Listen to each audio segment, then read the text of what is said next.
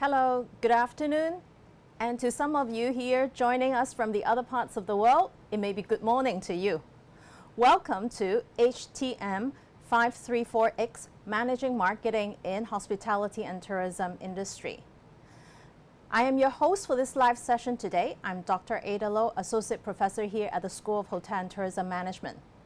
Today we have the pleasure of inviting a very seasoned marketing executive to join us for this live session, Philip.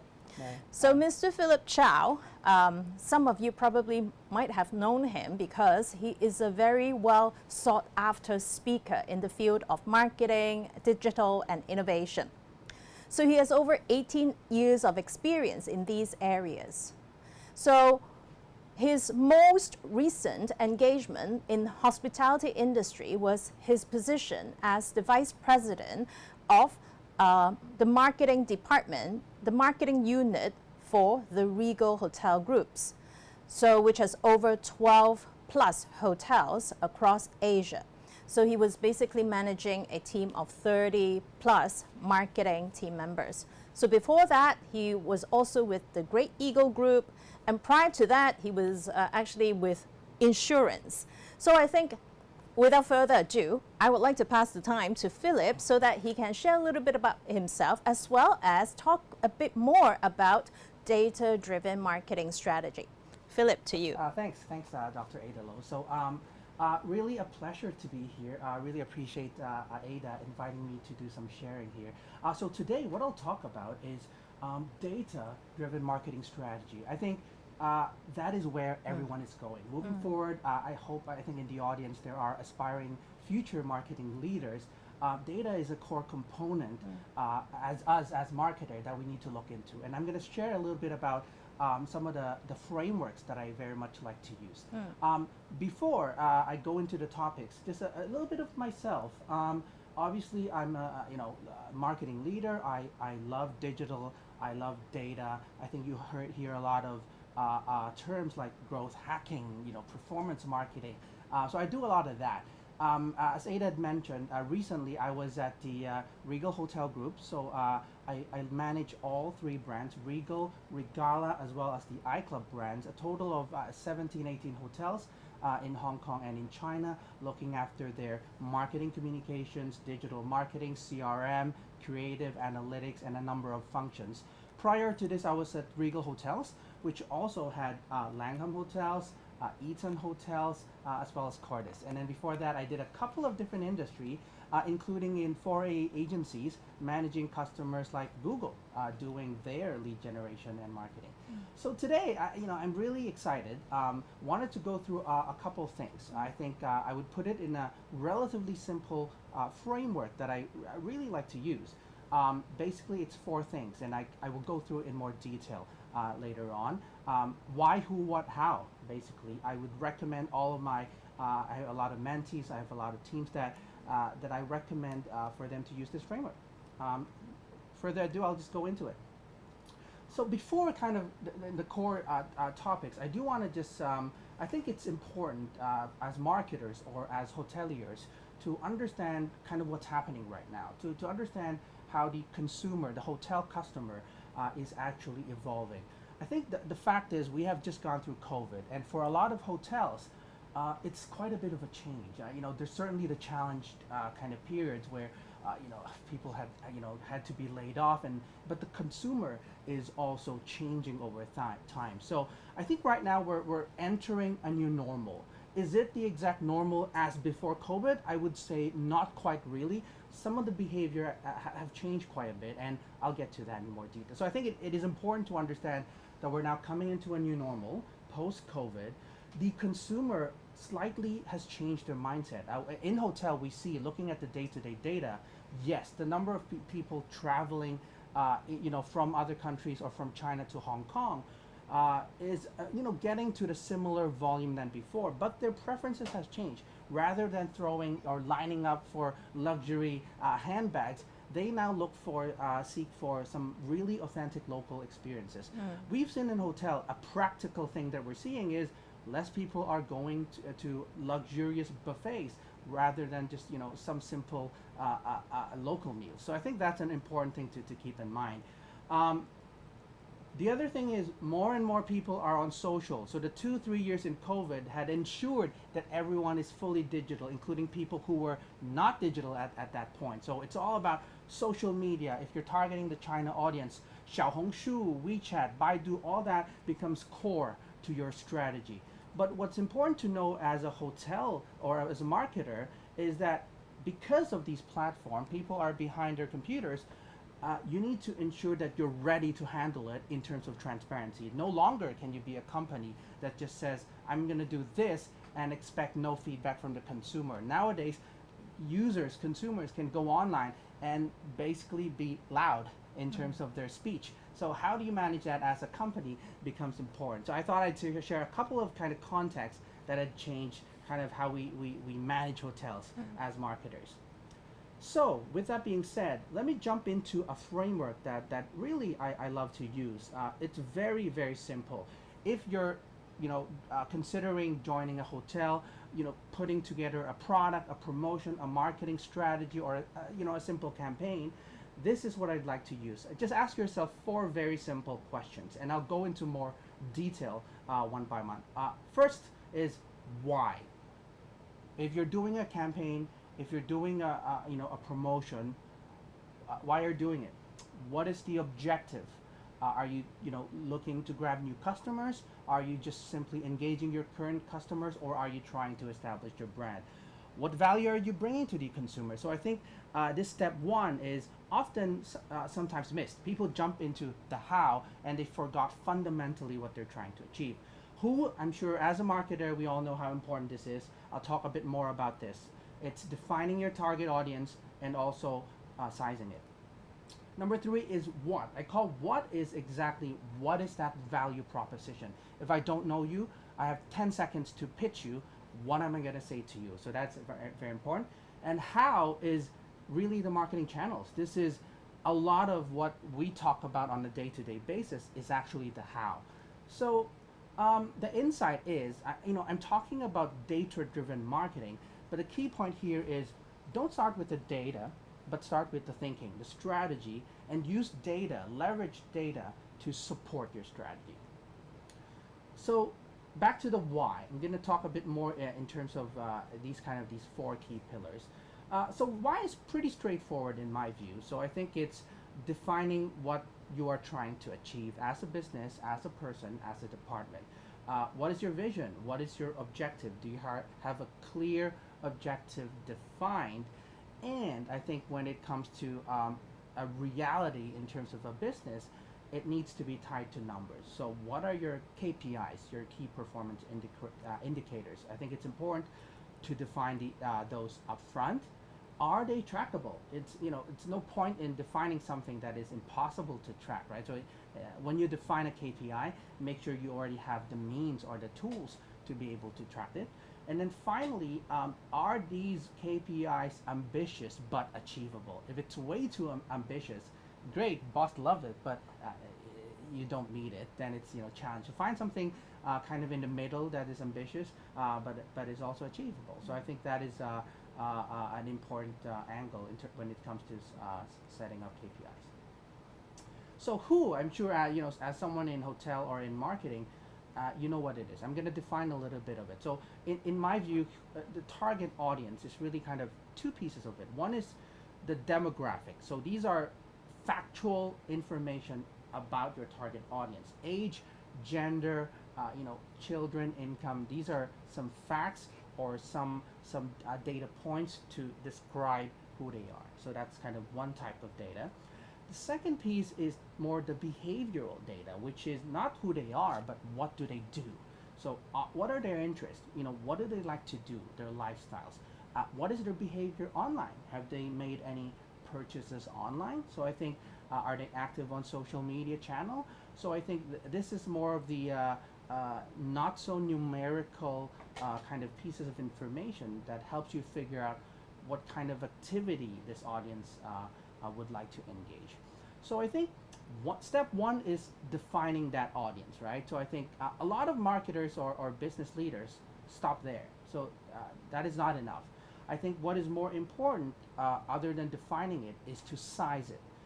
What that means is get a sense of how big or small that audience is, and then you'll be able to put together the marketing strategies against it. And I'll explain why that is important. First of all, there are a lot of free tools that allows or helps you to do this kind of work. First, if you look at this, I hope that you guys have seen this already. This is free government data available for everyone. That is basically Hong Kong census. So this basically allows you to get graphs, tables, charts of data about the Hong Kong population. So that enables you to zone in on, okay, if I need to target certain audience, I need to target a certain group, I have a sense of how big that audience is. So that is important. Now, the second piece is what I talked about, which is the behavioral. So that's a bit harder. There's quite a few of these tools. I'm sure you guys have heard of social listening, social monitors. So there's a lot of industry tools. I think a lot of it requires some kind of fee, maybe a subscription model, that allows you to understand behavior. So this is a tool that I use. Just an example called Global Web Index. It's basically a research done by a company of all online behavior. So by going into this tool, you'll be able to say, hey, I want to see on what percent of people are willing in Hong Kong are willing to follow social media channels, what percent are willing to do certain actions on online. So essentially, it's a survey-based kind of qualitative or quantitative research that then gives you a tool to understand what the people are doing online. So that I find is a very useful tool for my own research or when putting together my strategies. So as I mentioned, the sizing is a very important step. So what does it mean? For example, let's say I'm in a hotel. I want to put together a family staycation package, for example, but I want to try a different strategy. I want to skip the OTAs or the partners, the TK days and the K-looks, right? I wanted to sell directly, and I wanted to, to innovate, to sell it directly online in my e-shop, in my e-commerce site, in my e-commerce shop. So essentially, I'm looking for an audience that fits this category, but also are open to online. So I'm going to look at some of the data and says, well, actually, I noticed some of this number is not accurate, but out of Hong Kong population, how many are born in Hong Kong? How many are married? So it's maybe down to 3-point-something million. I don't need to target everyone, certain age group. I want families, so I'm looking at census data on what group has children. And then I want them to be active on social media, because those are going to be the main channels that I'm going to be basically marketing to them. And then I want to make sure this audience have purchased online. So with the tools that I just talked about, I'm able to say, hey, with all of these different segments and kind of variables, okay, roughly I got a net 140,000 target audience for this group or this product or this campaign.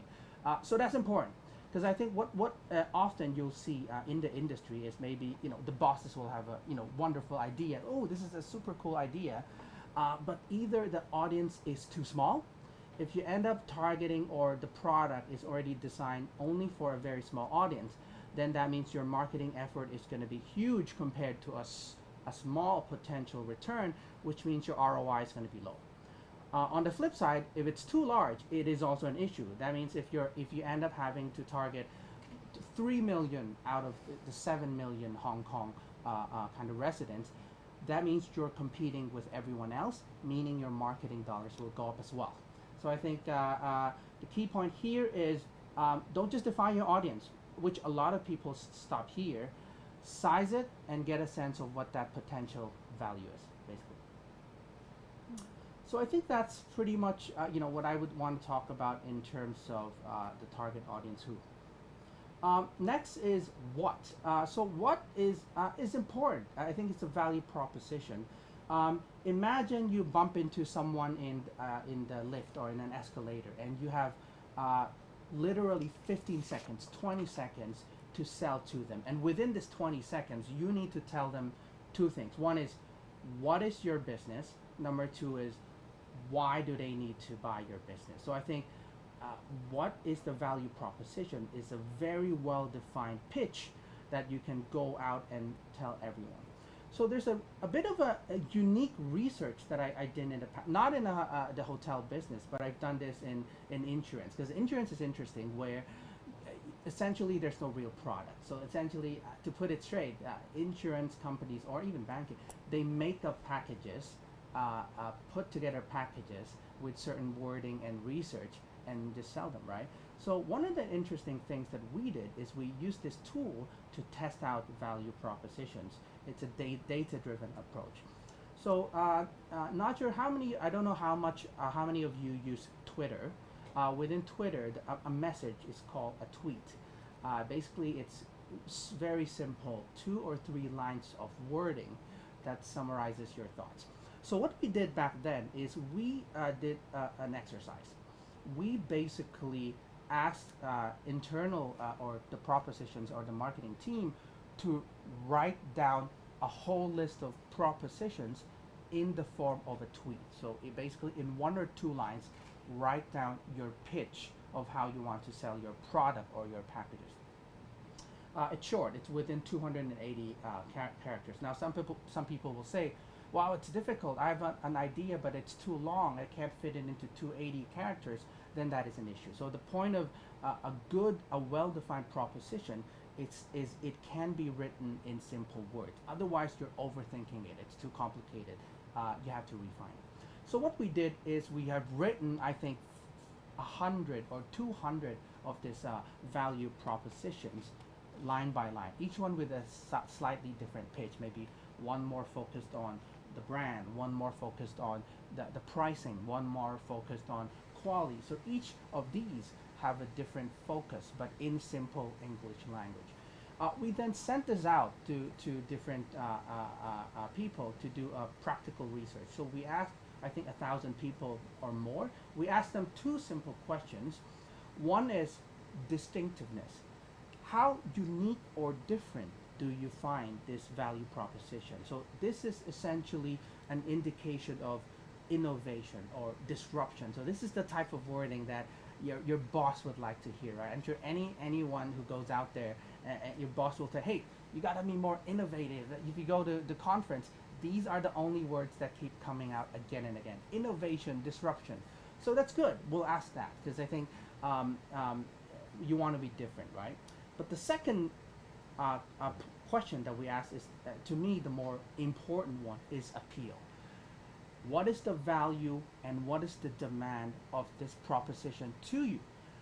And then what's interesting is, in my experience, what I just said, you can have people who are going after the most creative ideas. You gotta be wild, creative, right? But the problem is some of those are great, no one has done it, but they do not sell.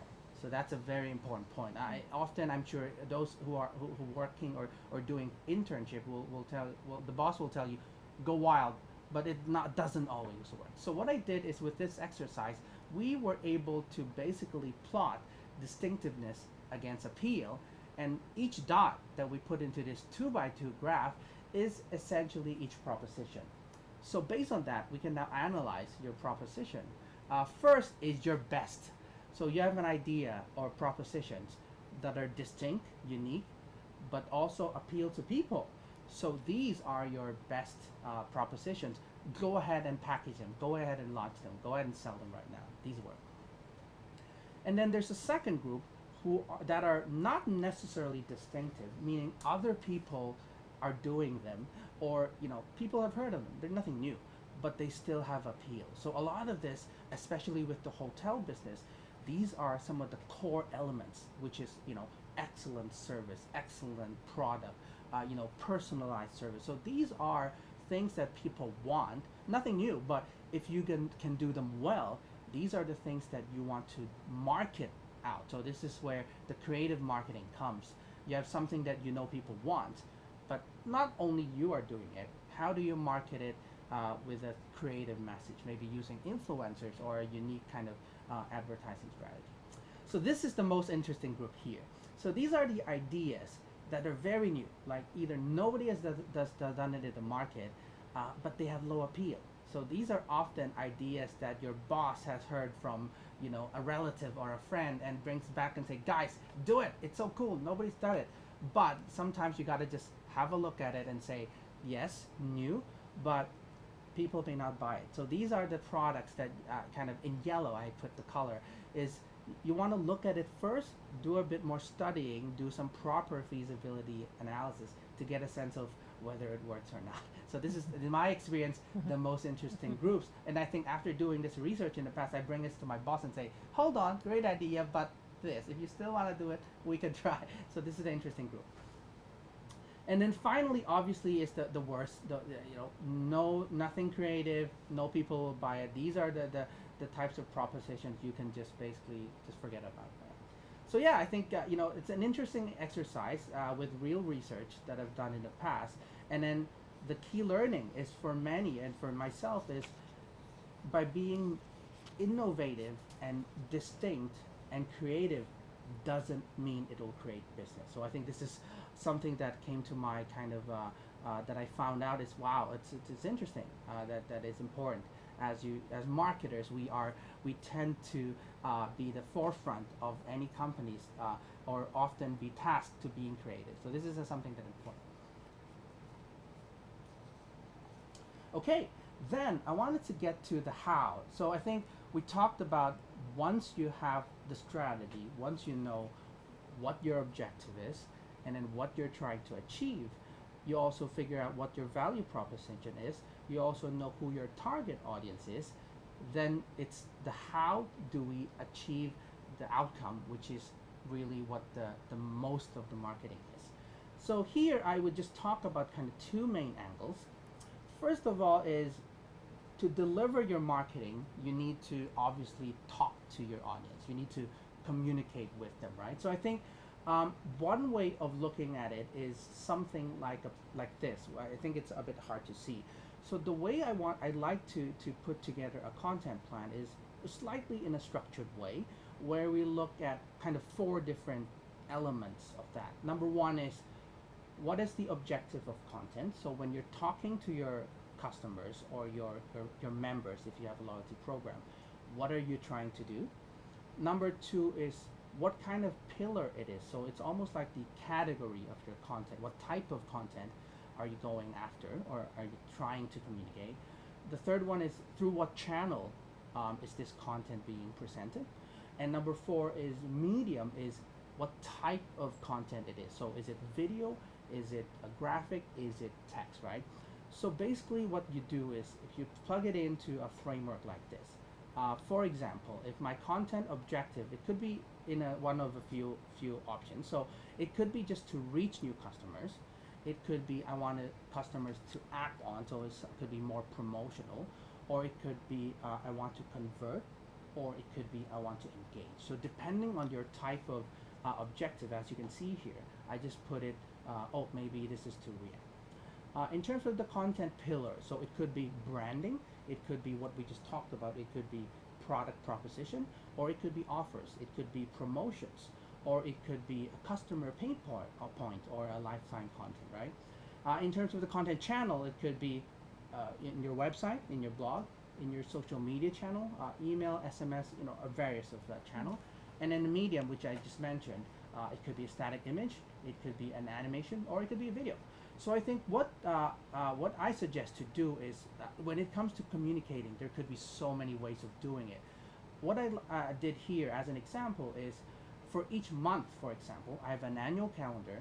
Each month, I would clearly have a focus. So for example, if my Q1, Jan to March, is for brand building, and then my Q2 is for nurturing and engagement, my Q3 is for I'm going to start selling and building that audience, and in Q4 I continue to sell and I resell, right? So based on that, I would put a percentage of focus of each of these 4 categories. So for example, in January, because it's a more branding focused month, I would spend 70% on reach content and 70 to 80% on branding content. And then on engagement, it'll be just 30%. So something like that. So based on your strategy of that month, I'm putting different weight in terms of my actual content focus based on these pillars. Okay, so that's kind of just one way to kind of structure more your content strategy. Now, after you know what you're going to talk about in terms of content, you need to figure out where to talk about. So that's the channel. A lot of the focus of marketers is just the channels, right? But as I mentioned, it comes in the very end. It's after you've defining all of that we just talked about. So the channel is something like this, right? So normally what I recommend is having a channel plan like this, where you list out all the key channels. Obviously, you have your digital channels, online, social media, search engine, SEM, display advertising, and you have your offline stuff, right? Your TVC, even the tunnel marketing, so you have all that. In the end, as a marketer, we focus on what drives us the best KPI. So if you remember, we talked about defining your KPIs. If I know my target is to drive awareness, or is it to drive engagement, I already know what that KPI is. And then I drill down into these different channels, and each one, when you do it yourself or go onto, say, Facebook, or when you hire an agency to do this, they would give you a sense of what the audience size of that channel is. So what I normally suggest is go into these channels and then define your audience size. So you've defined your overall audience size, say families, what we just talked about, 13,000. Now I go into these channels. For each one of these, how many of my target audience can I reach through these channels?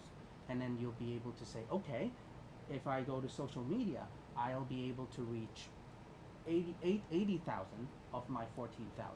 And then you'll be able to say what revenue you can potentially drive from these channels, what the cost is, and ultimately what the ROI is. So I think moving forward, especially with hotel, I think more and more we are becoming data driven. So I think hotel budgets, I'm sure those who are working in a hotel will understand, hotels' budgets are tight. You need to show clear ROI, which something like this will be a good tool to say, hey, out of all my channels, I know exactly how much ROI each one is driving. Then I can optimize it. Oh, this one is giving me more ROI. I'm going to increase spending here. This one is giving me less ROI. I'm going to decrease, or I'm going to take it away. So I think that's an important piece to keep in mind. So in terms of the theoretical kind of sharing, I think that's pretty much it in terms of what I want to share today. I want to jump into 2 case studies of more practical examples that I will just quickly go through as some of the past work that I've done as more of an example.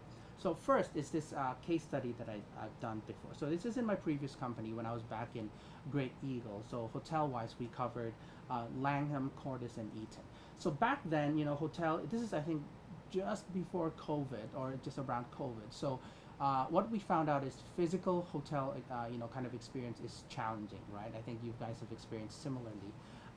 What we wanted to do is we want to make sure we continue to engage with our customers through some online gamification. So we have created basically an online game. 2 main objectives. One is we want to have online and offline engagement. Number 2 is we wanted to do a whole bunch of lead generation to capture their leads. If you're not ready to go to the hotel right now, do it in the future, but we want to capture your leads.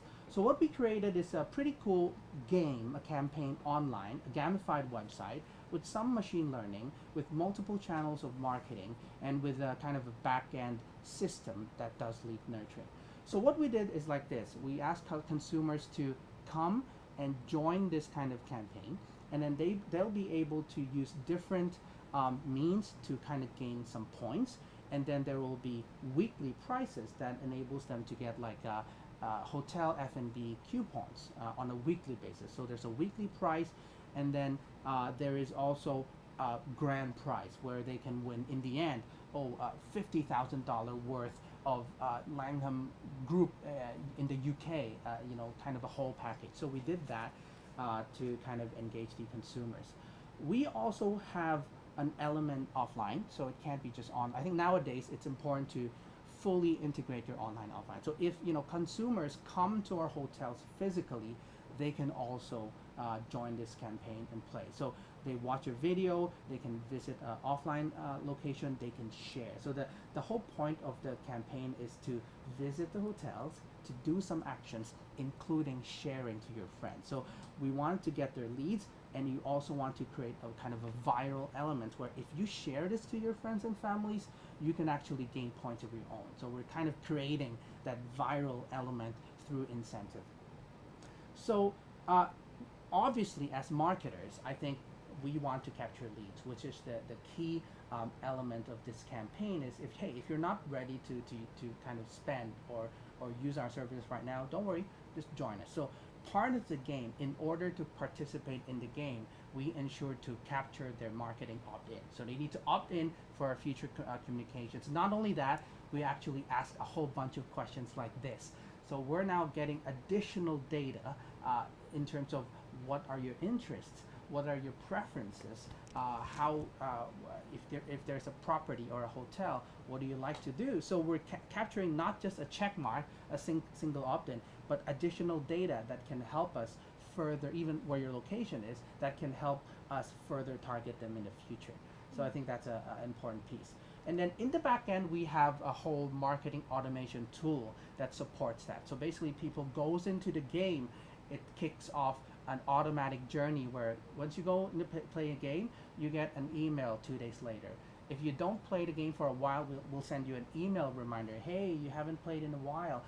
If you played, we'll send you some comments about your points. There will be SMS, there will be email. It's all fully automated and triggered based on your behavior. So all of this is basically, we set this up. It looks very complicated, but it's an automated consumer journey that we had set up, and then it runs automatically basically after launch. So it happens by itself basically. So yeah, and then in the end, people had fun because it's obviously incentive driven. So consumers love incentive, and then there's very nice incentives. In the end, we had increased our lead generation for 500%, which is a huge number. We get, I think, a large number of leads that we had since continued to use in our hotel and even in other businesses within Regal. So that's one example that I wanted to share. Second example is a recent one that we did back in Regal. So I think we wanted to do something creative for Regal because Regal is a very well-established brand, but we wanted to create something more refreshing. We wanted to say, hey, we wanted to reach the newer, younger audience. So we set out to do an interesting campaign with Mr. Softy. It's an ice cream truck company. In Chinese, it's Fuho, you'll notice the wordplay that we use because it's also Fuho. It's also the same word as our hotel name by coincidence. We don't own them in the past, but we specifically use the wordplay of the same wording to do this campaign. So the objective was couple. One is we wanted to do something refreshing, so something new that the brand hasn't done in the past. Number two is we wanted to create some buzz, some media noise around it.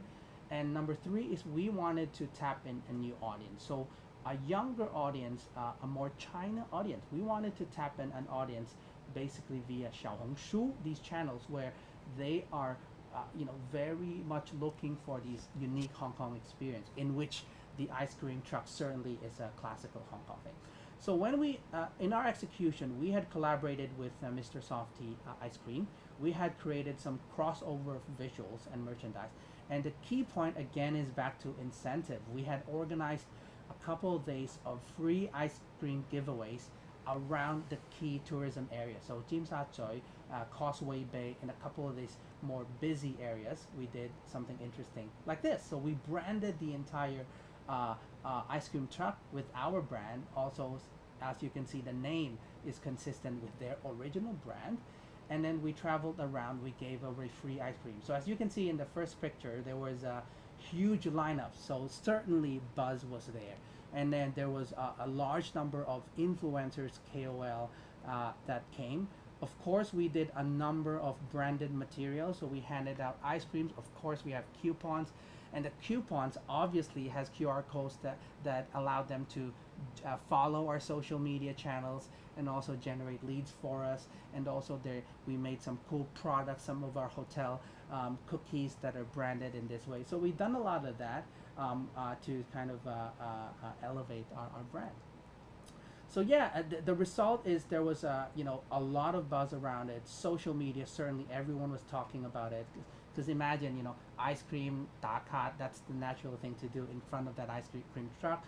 Long lineups, but most importantly, happy faces. I think as marketers, we want to see people happy, having fun, but tagging us on their social media. So we saw that.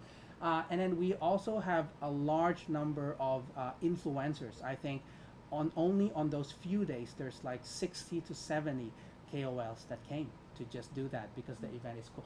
Zero payment. We did not pay a single dollar. All the 60 to 70 KOLs just came because we, through our relationship management, of course, but also because the thing is cool. So I think that's, and then a lot of positive feedback. I think a lot of people in social media said, wow, like I did not expect Regal to do this. This is cool. This is very interesting. So I think it achieved our objective of refreshing our brand, which is what we set out to do.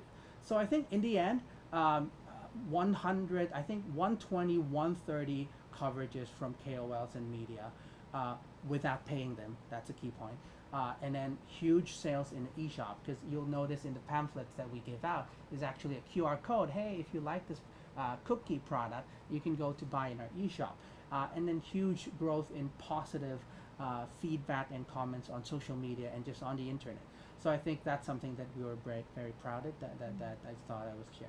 So I think, just to kind of wrap up what I just talked about today in terms of kind of the structure, I think moving forward, I think hospitality amongst all industries certainly has gone through a challenging period. I think in the past 2 years in COVID, we've heard of layoffs, salaries getting cut, so there's a lot of that. So it's certainly been a challenge. So I think the key point is, I think moving forward, companies are more and more leveraging data. And as a marketer, I think it's about doing things smartly, no longer about just being creative only. And what does it mean? Just to recap some of the key points I mentioned. I think a lot of leaders now expect a numbers-driven approach. From what I just mentioned just now, data, I think that there's a lot of misunderstanding of data. People think data has to be hardcore analytics, predictive modeling, lots of reporting. No, it doesn't have to be like that. It's what we just gone through. As you think about your strategy, as you put together your target audience and define it, as you put together your proposition, you could leverage simple data, a numbers-driven approach to help you put together that strategy. And I think what is important is, as you figure out how you talk to consumers, we go through our phones every day. We see millions of messages. It's message overload for everyone. So as a marketer, to stand out, you gotta figure out a way for it to be personalized and automated. Automated because you cannot manually do it a lot. Personalized because customers want to feel that you're talking to them. And then it's important to as you be part of the team or build a team, that you have a culture that is very open in evaluating your performance and optimizing it. Failing is totally fine, right? You fail, you get some data points, you move forward, you get some learnings, and you do things differently. So that mindset, I think, is very important. And I think building partnerships is also very important. As you become more tight in budgeting, you will figure out all of your peers are the same. So everyone would be open to work on with you to build partnerships. So yeah, I mean, just as a final thing, I think we might even touch on this later on, but people ask me, in hospitality, there is certainly a growing and expanding opportunity. But a lot of people ask me, what kind of elements or personality or does it have to require to be a successful marketer in the hospital? I'm just going to share a quick couple of points here. First of all, I think got to be strategic. You got to be entrepreneurial. So that means you're able to go in a company or your company to have a sense of how your role impacts the overall business, how that impacts the bottom line. So you need to be able to see the big picture. I think that's a very important. The second point, this is interesting. This has changed post-COVID as well. Is you gotta be well-rounded and resourceful. So if I think before COVID, you can be very specialized. I'm a social media marketer. I'm a content marketer. But what you'll see is, especially after COVID, is as a marketer, now I have less people. I need to be able to somehow figure out a way to do more roles that I can. So you don't need to be able to do it, but you need to be resourceful enough to figure out how to do it. So I think it's good to know a bit of everything and then at least you'll be able to find a way to do it. Being a storyteller is absolutely important. I think that's almost a given. So to be able to figure out how to communicate in a story way what you want to say. And I think this next point is outcome is absolutely important. So you can't just do stuff for the sake of doing it. You need to be able to figure out how it impacts the outcome. And then you got to be creative and flexible because the market moves fast. Suddenly another COVID comes. How do you respond to it becomes very important. But in the end, I think it's all about having a good attitude. Be positive, be collaborative, will get you a long way. So that's really all I have to share for today. I hope there's some points that you found useful. I think we're, yeah, thank you. Thank you so much, Philip. I find it very interesting, and also what you have shared is very handy and useful.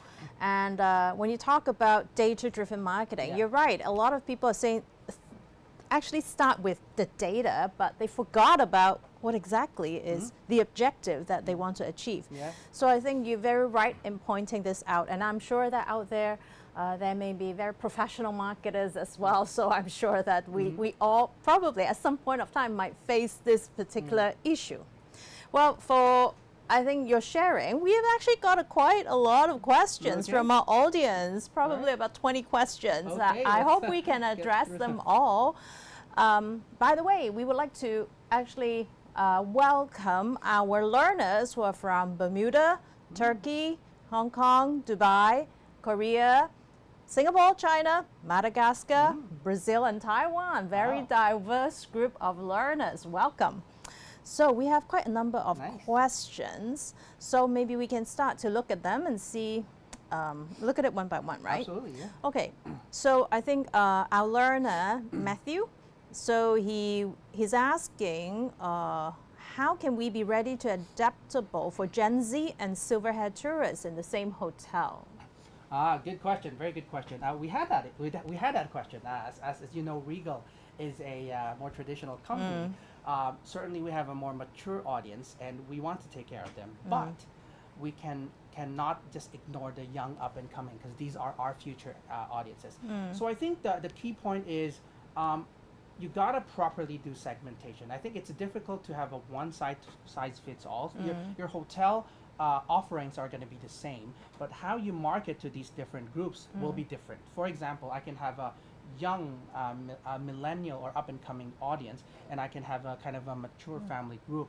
The channels will be different. So I think obviously the mature group will be more used to traditional good old hotel service. So you need to ensure your staff, your servicing people have that kind of personal, hey, long time no see. They appreciate that kind of warm service to it. They will want to have physical materials, right? But then your young audience obviously would want something more digital. So I think for any hotels, I think I don't know any that are not really investing in digital. So I think hotels are now coming up with more digital advertising, search engine advertising. A lot of hotels are building their own loyalty programs with their apps. So these are a lot more targeted to the younger audience where you can capture their data and you can then work with them on. So I think invest in new channels, basically. Okay, so basically, I think for hotels or whatever products and services that you're offering, maybe you can actually segment the customers, contacting them via different channels, but also maybe in terms of the products and the experiences, that may also have some difference as well, right? Exactly. Targeting the different groups. Yes. Okay, cool. Okay, next one. Examples of successful companies implemented a robust data-driven marketing strategy. Yes, so I think there's a lot if you look at it. I think what happens in a really data-driven kind of strategy is that the consumer goes through that experience with the company and they keep connected with that company. So a natural company that does this well is Amazon. So if you've bought something in Amazon, not only is your next experience, when you go back on that website, it's already fine-tuned, personalized, right? You'll see different pop-ups based on your behavior, and you'll get email follow-up. So I think the whole point of being data-driven is based on what you've done, which is data, then your experience after that will change. So a lot of, not just Amazon, a lot of e-commerce, in Hong Kong, HKTV Mall, for example, a lot of very established e-commerce, because data is their bread and butter. They have to do it well. So those are normally the companies that do quite well in this area. I also noticed that some hotels, they use this data-driven marketing as well.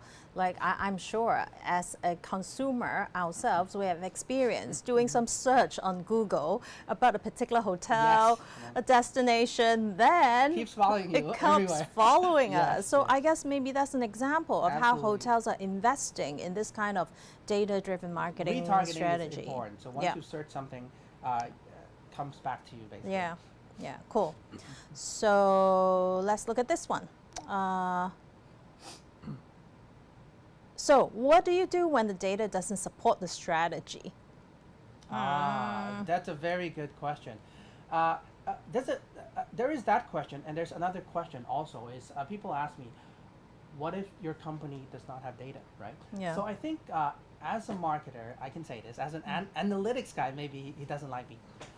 You can create some data. So what it means is, creating data does not have to be complicated. What we did, for example, is, oh, I need certain data. I have a hotel booth. I'm gonna just ask my staff at the hotel booth and just ask the people walking by a few questions. That is data. Or doing simple research. If you have a social media channel, doing a simple survey is very easy. Run a certain campaign. Oh, hey, we just want to ask you a couple questions.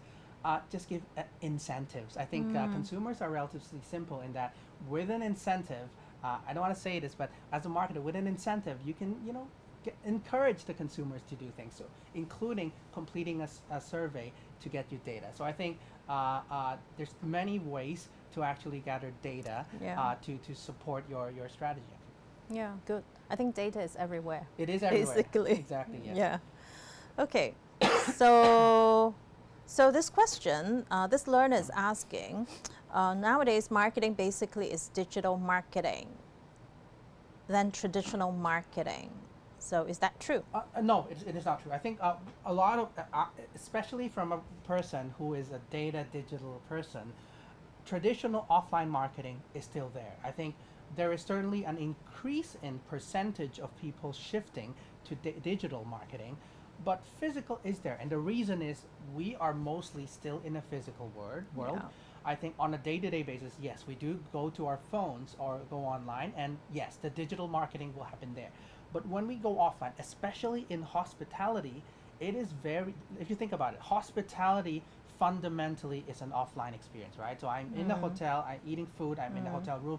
It's a physical thing. So when I'm in a hotel, there is a lot of opportunities to do physical marketing. I'm doing something, oh, there's a postcard, there's a coupon there. So I think that is, especially for hospitality, is necessary, because I'm not always on my phone. When I put down my phone, I see something offline.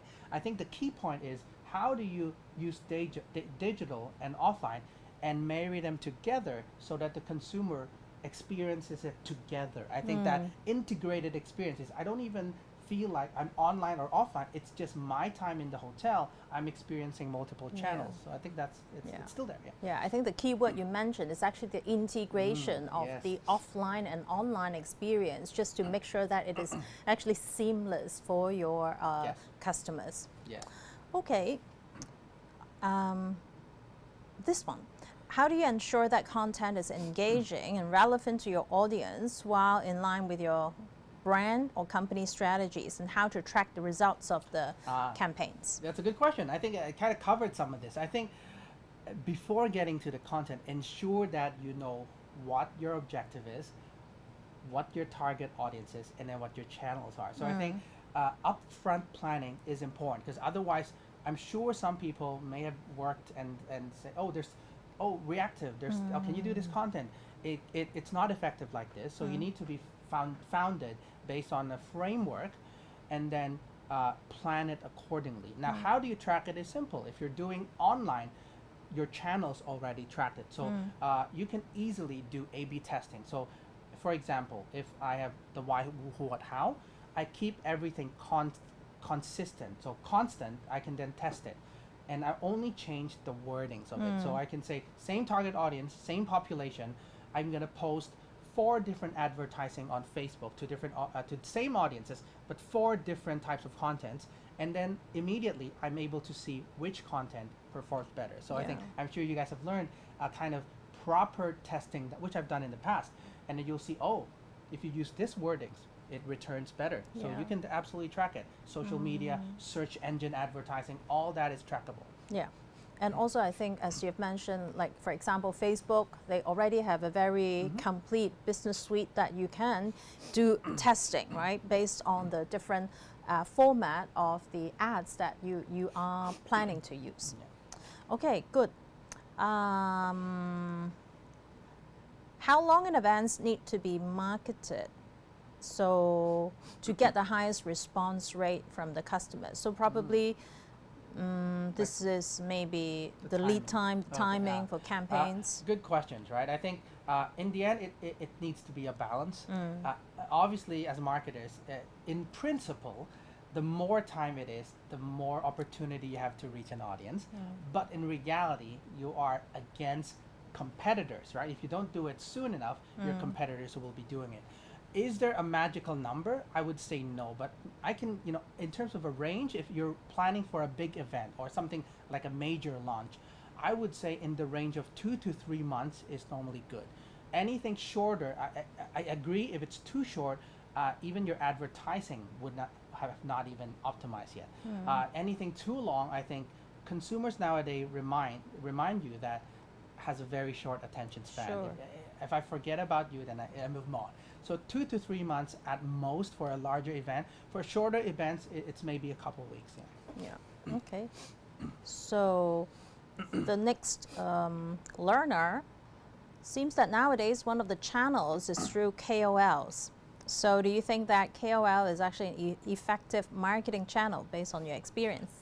Good question. I think KOLs or influencers, and then recently micro-influencers are becoming more and more popular. To me, two things. One is, first of all, it depends on what your objective is. Yeah. And then secondly, I think for sure KOLs, it will be part of any marketing plans now. And the reason is, as a brand, some consumers prefer not only you just talking. If I as a brand talk to you, you can feel like I'm really hard selling, right? Sure. As consumers, I would prefer to hear about you from others. And the KOLs and influencers essentially are doing it. So other people talking about your brand. But it depends. If your objective is purely to drive sales, not all KOLs work for you. If your objective is to drive new brand awareness or new audience reach, then most KOLs do. So it really depends. For some objectives, it works, and I have used a lot. I've probably used thousands of KOLs in my career, and they are there to be. I will continue to use them for sure. I see. So how do you track the performance? That's the next question. That is not easy. That is not easy. So it's hard because, for example, if I hire a bunch of KOLs on Instagram to say do something, there's a couple of ways to track it. Obviously, I can then go and ask for the KOL to share data. So Instagram, if you're a business owner or a KOL, you will have access to certain insights. So how many people click, viewed, a whole bunch of analytics. So when you deal with that KOL, you ensure upfront you request that to get that data. Number 2 is you can specifically embed certain things to track your performance. For example, I can get a KOL to run a campaign, and it will have a QR code that points back to me. Now that QR code, I can embed code to track it. So that's a way to do it. The third thing is there are companies who specifically have built platforms to manage KOLs, in which those platforms, but normally paid, can track the details as well. I see. Okay, and then there's a question about gamified experience. Are you able to change the automated customer journey once a user starts the journey in the gamified experience? That's a good question. I think it's a big topic, but normally we use some tools that are marketing clouds to build these. And these journey, normally when the consumer has started, it will stick to that journey. But for the next consumer starting, you can change that journey. So I think to answer your questions, once it started, once that consumer started, it's fixed. But for the journey itself can be edited at all times. Okay. I actually do have an additional question for you. I think in the learners, they also ask about what kind of technology you think would be useful for hospitality marketers. Would you be able to actually point to some of them? Absolutely, absolutely. I think I've noted a couple. I think one is without a doubt, a lot of the current hotel companies are all investing in this, is a proper CRM or what we call a CDP. So a CDP is a customer data platform. Essentially what this is to have a proper system in place to track your consumer overall journey. Because what a lot of hotels have in the past is I have someone come to my F&B outlet or I have a rooms customer, they don't link. So I think to do what we mentioned, which is the automated marketing stuff, your data needs to be clean, which means the CRM is going to be a fundamental core. A lot of companies are certainly investing or have already. Number two is the automation piece, marketing automations, tools like Salesforce, Adobe, these are the industry leaders. But I think what we just talked about is once you have that data, how can I create automatic journeys that will just go? Because I think when you scale up, when you have large customer base, you cannot just do one-off email, one-off SMS. It just doesn't work. It needs to be automated. Number three is an important tool that has become popular is the chatbot. So I think a lot of more on the customer service or lead generation aspect, I think a lot of hotels still do one-on-one. And a lot of your VIP customers, you do want that. But for the mass, once you have a large customer base, it becomes different and then I mean difficult, and then often hotels will face issues of cutting resource. So a chatbot will help you kind of the initial few bits of your communication. So it'll essentially help you with your resourcing. The fourth one is I think a lot of hotels are doing right now is a loyalty program. So once you have your loyalty program, you'll be able to build and continue, not only have that customer base, but continue to engage. Because if you think about it, hospitality, consumers don't come to live in your hotel all the time. They come maybe for staycation 2 times, 3 times a year. So when they're not here, how do you engage them, right? So a loyalty program is certainly a tool that is, and then finally, just to briefly mention, ChatGPT, of course, is the hot topic. It does help you streamline or quicken a lot of your day-to-day marketing kind of work. So I think those definitely would be a few that I would like to point out. Of course, I think it's good news that there are a lot of techs that we marketers can use to help to enhance our business performance. And also, Philip actually mentioned that you're not alone. There are a lot of partners out there whom you can work with. I think doing something good that you're good at is very important, but there needs to be synergy, and then you will be working with partners that can help you enhance the business performance. So I think we've learned a lot from Philip today. Very useful, very handy, and again, I would like to thank Philip for the time and sharing. I hope I can invite you back again to talk more, because Philip also engaged in different areas of digital projects. I understand that he did something on the metaverse. Hopefully we can, this will be a whole another session. So hopefully we'll have a chance to invite Philip again. My pleasure. Thank you. So to wrap up our session, I would just like to thank the learners today who have stayed with us for the past hour.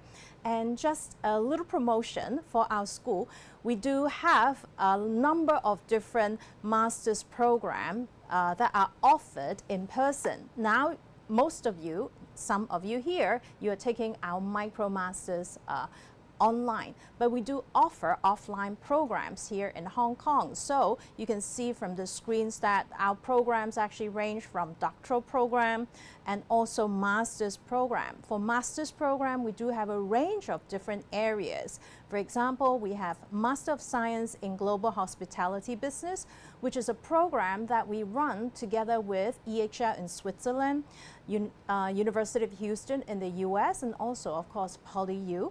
And in fact, this program would allow the students to actually study in each of the university for 1 semester so that they can learn about hospitality business in the 3 different continents.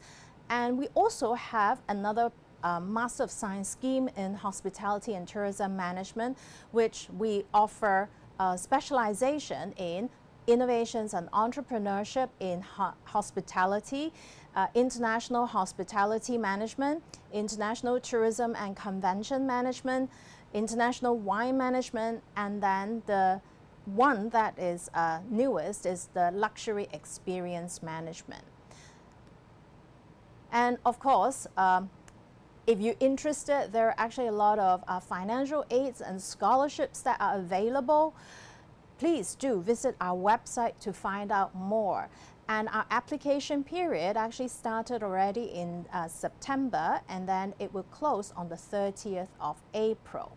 So the QR code is on the screen. So if you're interested, please do scan the QR code and find out more.